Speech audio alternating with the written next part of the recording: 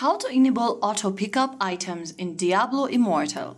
Hi everyone, welcome back to Tech for Gamers. In this video, we will be learning how you can easily enable the auto pickup items option in Diablo Immortal. So here's how you do it. First thing to do is to open up the Diablo Immortal application on your device. And once you're inside the game section, go to the upper right corner and tap the menu button. Now go to the upper right section and click on the gear button. And under settings, from the general tab, scroll down and go to this auto pickup option.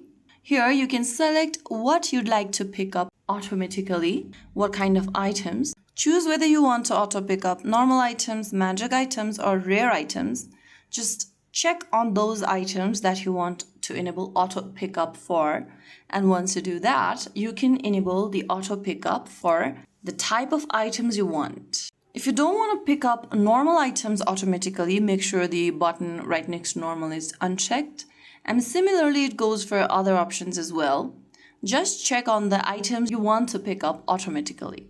So right after you do that, you have successfully enabled auto pickup in Diablo Immortal game. So there you have it. If you found the video helpful, don't forget to like, share, and subscribe to our channel. I will see you again in the next video. Thank you for watching.